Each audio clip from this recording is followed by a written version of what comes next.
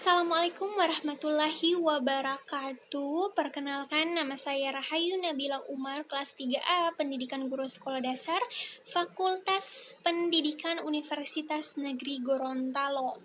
Yang saya hormati dosen pengampu mata kuliah pengembangan kurikulum, yaitu Ibu Nur Fadila, SPD MPD. Baiklah teman-teman, di sini saya akan menjelaskan mengenai kurikulum di Indonesia dari zaman dahulu sampai dengan sekarang.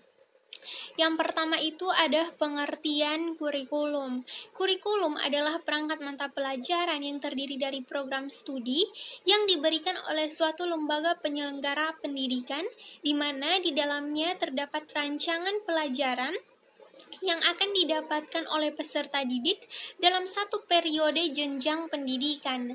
Lalu ada komponen kurikulum. Yang pertama ada tujuan, lalu ada isi atau materi, strategi pelaksanaan, serta ada evaluasi.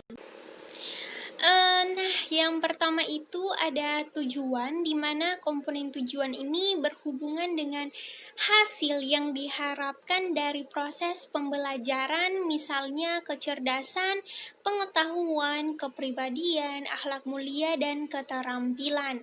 Lalu ada isi atau materi, di mana komponen ini berhubungan dengan segala aspek termasuk materi pelajaran atau kegiatan peserta didik, yaitu yang terarah sesuai dengan tujuan pendidikan. Lalu ada strategi pelaksanaan, di mana komponen ini berhubungan dengan metode pendekatan serta peralatan yang digunakan dalam proses pelaksanaan kurikulum agar tujuan pembelajaran dapat tercapai dengan baik.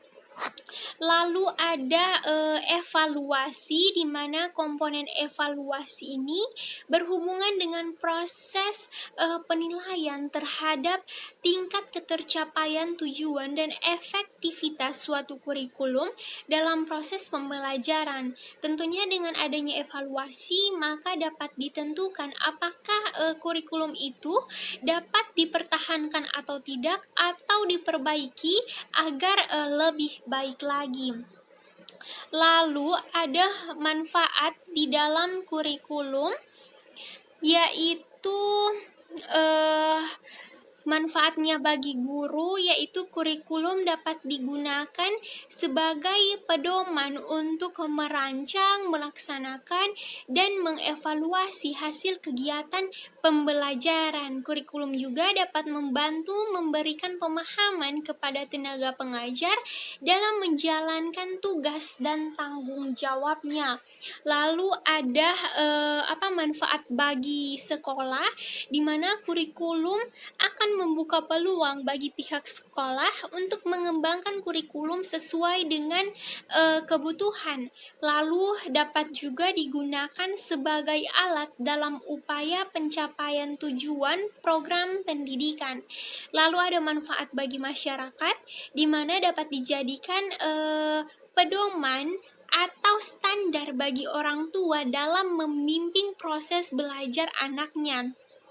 Kemudian memungkinkan juga masyarakat untuk ikut berpartisipasi dalam mengembangkan dan menyempurnakan program pendidikan, yaitu melalui kritik dan saran yang tentunya membangun. Kemudian ada fungsi di dalam kurikulum, di mana ada fungsi penyesuaian. Dalam hal ini, pengertian kurikulum berfungsi sebagai alat penyesuaian, di mana kemampuan dalam menyesuaikan diri dengan perubahan yang terjadi di lingkungan yang dinamis. Lalu ada juga yang dimaksudkan dengan fungsi integrasi, di mana suatu alat pendidikan yang dapat menciptakan individu-individu yang utuh dapat diandalkan dan berintegrasi di masyarakat umum. Lalu dalam hal ini juga yang dimaksudkan dengan fungsi diferensiasi, di mana suatu alat yang dapat memberikan pelayanan terhadap perbedaan-perbedaan pada siswa yang harus dilayani dan dihargai. Lalu ada fungsi persiapan, di mana yang dimaksudkan dengan fungsi ini adalah sebagai alat pendidikan yang dapat mempersiapkan siswa ke jenjang pendidikan berikutnya, serta dapat mempersiapkan diri agar dapat hidup di dalam masyarakat. Lalu ada fungsi pemilihan, yang dimaksudkan dengan fungsi pemilihan yaitu adanya kesempatan bagi para siswa untuk memilih program belajar sesuai dengan minat dan bakatnya. Lalu ada fungsi diagnostik. Dalam hal ini yang dimaksudkan dengan fungsi diagnostik yaitu sebagai alat pendidikan yang dapat memahami dan mengarahkan potensi para siswa serta memahami kelemahan dirinya dan memperbaikinya. Kemudian ada sejarah perkembangan kurikulum, yaitu dalam perjalanan sejarah sebelum kemerdekaan, kurikulum sering dijadikan alat politik oleh pemerintah. Misalnya ketika Indonesia masih di bawah penjajahan Belanda dan Jepang, kurikulum harus disesuaikan dengan kepentingan politik kedua negara tersebut. Setelah Indonesia merdeka pada tahun 1945, kurikulum sekolah diubah dan disesuaikan dengan kepentingan politik bangsa Indonesia yang harus dilandasi oleh nilai-nilai luhur bangsa sebagai dan cerminan masyarakat Indonesia. Kemudian ada perkembangan kurikulum di Indonesia. Yang pertama ada kurikulum 1947 atau disebut dengan Rencana Pelajaran 1947, di mana kurikulum pertama lahir pada masa kemerdekaan ini memakai istilah bahasa Belanda yaitu Leerplan, yang artinya itu rencana pelajaran. Nah, istilah ini lebih populer dibandingkan dengan istilah kurikulum di dalam bahasa Inggris. Kemudian pada pelajaran rencana pelajaran 1947 ini tidak menekankan pendidikan pemikiran, melainkan hanya pendidikan watak, kesadaran bernegara dan bermasyarakat. Materi pelajaran dihubungkan dengan kejadian sehari-hari. Lalu ada kurikulum 1952 atau rencana pelajaran terurai 1952. Kurikulum ini merupakan penyempurnaan dari kurikulum sebelumnya, di mana yang paling menonjol di kurikulum ini sekaligus ciri dari kurikulum 1952 yaitu setiap pelajaran dihubungkan dengan kehidupan sehari-hari. Silabus mata pelajaran menunjukkan secara jelas bahwa seorang guru mengajar satu mata pelajaran. Kemudian ada kurikulum 1964.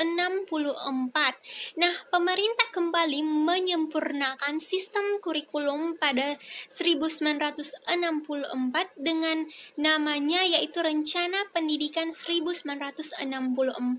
Nah, ciri-ciri kurikulum ini, pemerintah mempunyai keinginan agar rakyat mendapat pengetahuan akademik untuk pembekalan pada jenjang sekolah dasar, sehingga pembelajaran dipusatkan pada program Pancawardana, yaitu pengembangan moral, kecerdasan, emosional, dan atau arsitik, serta keprigelan atau keterampilan dan jasmani. Lalu ada kurikulum 1968 di mana lahir pada masa Orde Baru. Kurikulum ini bersifat politis dan menggantikan Rencana Pendidikan 1964 yang dicitrakan sebagai produk Orde Lama. Kurikulum ini bertujuan membentuk manusia Pancasila sejati, kuat, sehat jasmani, dan mempertinggi kecerdasan juga keterampilan jasmani. Kemudian ada kurikulum 1975, di mana kurikulum ini menekankan pendidikan lebih efektif dan efisien menurut Majito. Kemudian Direktur Pembinaan TK dan SD Departemen Pendidikan Nasional juga. Kemudian kurikulum ini lahir karena pengaruh dari konsep di bidang manajemen by objective atau MBO. Kemudian metode, materi, dan tujuan pengajaran dirinci dalam prosedur pengembangan sistem instruksional atau PPSI. Kemudian dikenal juga dengan istilah satuan pelajaran, yaitu rencana pelajaran setiap satuan bahasan. Lalu ada kurikulum 1984, di mana kurikulum ini mengusung pendekatan proses keahlian meski mengutamakan pendekatan proses, tapi faktor tujuan tetap penting di dalam kurikulum ini. Kemudian sering disebut juga kurikulum 1975, disempurnakan. Kemudian posisi siswa ditempatkan sebagai subjek belajar dari mengamat sesuatu, kemudian mengelompokkan, mendiskusikan, hingga melaporkan. Model ini disebut dengan cara belajar siswa aktif atau CBSA. Lalu ada kurikulum 1994, di mana kurikulum ini merupakan hasil upaya memadukan kurikulum sebelumnya, terutama kurikulum 1975 dan 1984. Sayangnya perpaduan antara tujuan dan proses belum berhasil, sehingga banyak kritik yang berdatangan yang disebabkan oleh beban belajar siswa yang dinilai terlalu berat, dari muatan nasional sampai muatan lokal. Kemudian ada kurikulum 2004, di mana sebagai pengganti kurikulum 1994, kurikulum 2004 disebut juga kurikulum berbasis kompetensi atau KBK, di mana suatu program pendidikan berbasis kompetensi harus mengandung 3 unsur pokok, yaitu pemilihan kompetensi sesuai dengan spesifikasi indikator-indikator evaluasi untuk menentukan keberhasilan, pencapaian kompetensi, dan pengembangan pembelajaran. Kemudian KBK ini memiliki ciri-ciri sebagai yaitu menekankan pada ketercapaian kompetensi siswa baik secara individu maupun klasikal, berorientasi pada hasil belajar dan keberagaman. Lalu ada kurikulum 2006 atau KTSP, yaitu kurikulum tingkat satuan pendidikan. Kurikulum ini pada dasarnya sama dengan kurikulum 2004, cuman perbedaan menonjol terletak pada kewenangan dalam penyusunnya, yaitu mengacu pada jiwa dari desentralisasi sistem pendidikan. Pada kurikulum 2006 ini, pemerintah pusat menetapkan standar kompetensi dan kompetensi dasar. Guru dituntut untuk mampu mengembangkan sendiri silabus dan penilaian sesuai kondisi sekolah dan daerahnya. Lalu ada kurikulum 2013, di mana kurikulum ini adalah pengganti kurikulum KTSP yang tadi 2006. Kemudian kurikulum 2013 ini memiliki 3 aspek penilaian, yaitu aspek pengetahuan, aspek keterampilan, dan aspek sikap dan perilaku. Lalu selanjutnya ada implementasi kurikulum di Indonesia. Nah, berdasarkan hasil pengamatan sejak zaman kemerdekaan sampai dengan sekarang, itu memberikan kesan implementasi kurikulum di lapangan gagal. Sedikitnya ada 4 faktor penyebab utama. Yang pertama, ada faktor yang bersumber dari birokrasi, terutama ada harapan dan perlakuan yang berlebihan di kalangan birokrat mengenai peran kurikulum dan unsur guru di nomor 2 kan. Kemudian ada faktor yang bersumber dari penyusun kurikulum, terutama karena lemahnya dasar-dasar filosofis dan psikologis dalam penjabaran kurikulum, sehingga tidak sesuai dengan realitas sosial dan tuntutan perubahan yang ada di masyarakat. Lalu yang ketiga, ada faktor yang bersumber dari pelaksana kurikulum, terutama karena tingkat kompetensi dan profesionalisme yang kurang mendukung di kalangan guru. Lalu ada faktor yang bersumber dari ekosistem pendidikan, di mana terutama karena tidak kuatnya dukungan sosial dan ketersediaan infrastruktur pendidikan pada satuan pendidikan, terutama sekolah-sekolah yang ada di daerah. Kemudian dalam hal ini sebenarnya belum boleh disimpulkan bahwa guru adalah penyebab utama kegagalan kurikulum, khususnya rendahnya kualitas pendidikan pada umumnya. Nah, guru hanya satu unsur dari mata rantai kegagalan.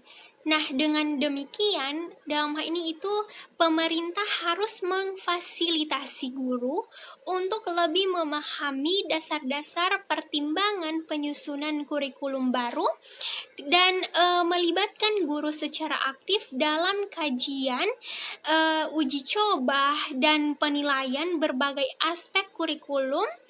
Kemudian setidaknya memberdayakan guru secara berkelanjutan dalam peningkatan kemampuan profesional sebagai narasumber kurikulum. Nah, baiklah, itulah hasil pemaparan materi saya. Apabila ada kesalahan maupun kekurangan, mohon dimaafkan. Wabillahi taufik wal hidayah. Wassalamualaikum warahmatullahi wabarakatuh.